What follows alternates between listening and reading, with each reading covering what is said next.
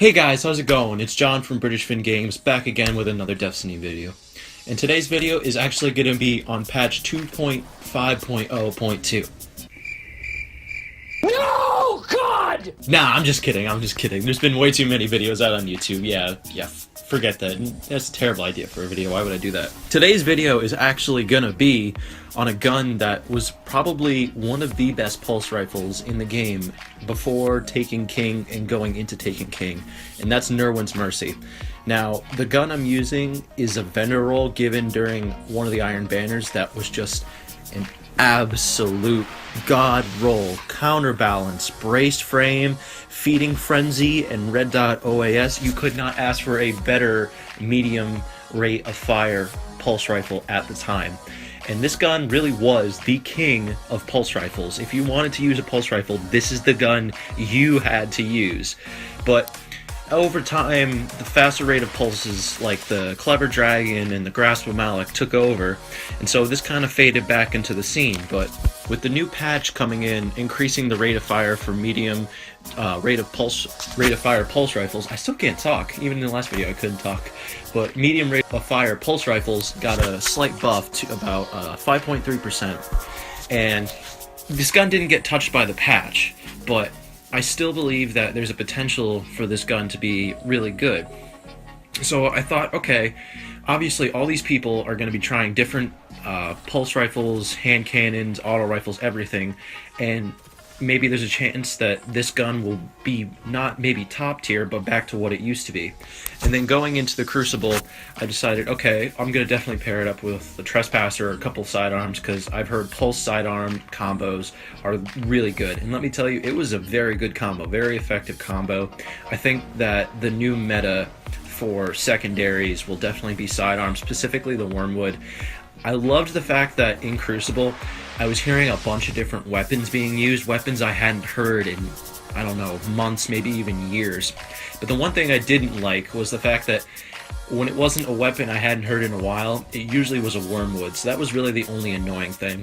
But getting into it, this pulse rifle can still 3-tap, which was nice. It does 30 precision damage and 20 body damage, which is still pretty good. I had definitely a few good games with it, but I could definitely notice that there was definitely a difference between my medium rate of fire pulse rifle and, say, a Parthian shot. The Parthian shot definitely was able to take me down quicker. The original time to kill with a Parthian shot was like 0.67 with all precision shots. Now it's like 0.63, and with body shots it's 1.2. I don't know what the Nerwin's Mercy is, but you could definitely tell that it took a little more time to get a kill with the Nerwin's Mercy, but it still could 3-tap, which was really nice. So for the longer to medium range maps, this is a really ideal weapon. And if you don't have this weapon, that's completely okay. I just wanted to kind of go back and check out some older weapons and see if they could still contend in the Crucible, because I like going back in my vault and bringing out old weapons. So if you guys want to see more of these videos, definitely let me know. But focusing on the Nerwin's Mercy, I definitely noticed that it took a little more, I would not say oomph, but I guess precision with the Nerwin's Mercy to get that nice 3-tap. It has absolute max stability. There's no better stability you can get with it. The only problem is it doesn't have the damage precision-wise that the Parthian did. I mean, 34 to the head with a Parthian is going to kill you much faster than 30 to the head with a Nerwin's Mercy, even though they technically they're in the same archetype, but now Parthian shot fires a little bit faster. But it was still a really fun gun to use. I love the Feeding Frenzy perk. I reload every time after a kill, so that really helped a lot. Having max stability with brace frame and counterbalance was a huge help. And I just really had a lot of fun playing with this gun because I was so sick of the Clever Dragon Matador meta, and just using something different felt really nice. There was times, yeah, where I was definitely getting beaten out at longer ranges, like for Pantheon, if you went in the sniper lane to crossover, and someone was tapping you with a Mida or a Boolean Gemini or any other scout rifle, I was losing battles, because also this gun doesn't have as much range. Back in Taken King or before that, the range wasn't really an issue, but when I was playing with it, I definitely noticed the range drop off more so. So that was really something I had to focus on after playing a couple games, because I could not win battles with people that were using scouts at long distances. Drop off between the two for precision damage and body damage was bad enough that I knew I was not going to win. Maybe if they were like absolute, I could beat them, but most of the time I had to stick to that medium range. And that's the thing I liked. Pulses now are strictly medium range guns. They're not like Clever Dragon that can just map you across the sniper lane at Pantheon, or ridiculously far away that at a range pulse rifles shouldn't be getting to or killing you at. They were specifically good for medium engagements, medium range engagements. Hand cannons were definitely close quarters, and scout rifles definitely excelled at the long ranges, which I think is a good thing. I do wish that the Nerwin's Mercy, excuse me, I can't talk today, this is really bad. Nerwin's Mercy had a little more range to it. I mean, I could add a little more range to it with one of the scopes, but the scope, it just feels funky to me. It doesn't feel right. Red.OAS is my favorite scope, and I just prefer that. It's cleaner, I can see more of the area, and it just does more, I guess does more for me. That's the best way I can put it. But I just wish that it had a little more range, because then the range drop-off wouldn't be such a huge issue, because unfortunately this gun is not being sold, or you can't get it anywhere. So the perks I have are the perks I have. I have no chance of getting a better roll than what I had because it's not used anymore. But with the Parthian shot, you can get better rolls with better stability, better range.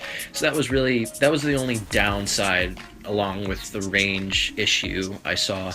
So I really liked this gun. This gun is still a lot of fun for me. I definitely think that I'm going to take this into Iron Banner, see how I do, and I think I can do pretty well with it. I definitely would like to be using other guns that were good in years 1 and 2 and see if they are just as good now or even better, because some of the hand cannons are back to year 1, so year 1 hand cannons could be even better now than they were before, or some other pulse rifle or AR or scout rifle that had just been completely forgotten could be really good now. So I'm really hoping I can do more videos like this where I do weapons that were really good in years 1 and 2 and bring them into the Crucible and see if they can contend now. So I really hope you guys liked this video. If you did, please leave a like and a thumbs up. It was really just a quick video going over a year 2 weapon that I really enjoyed. That was a god roll. That was the king of the pulse rifles at the time. And I guess it kind of came back more so than it did with the whole Matador Clever Dragon meta, just because other people are using other weapons. But it definitely takes some time and skill getting used to. It's up there, but it's not quite up there with like a Parthian shot. So I definitely think I'm going to use this weapon more often. And like I said, if you guys want to see more videos like this where they're just quick videos about other weapons instead of doing what everyone else is doing with Destiny videos, or if you want me to just do live gameplay and go over what I think of the weapon and other things and just do live reactions and commentary, then please leave a like, please leave a comment below.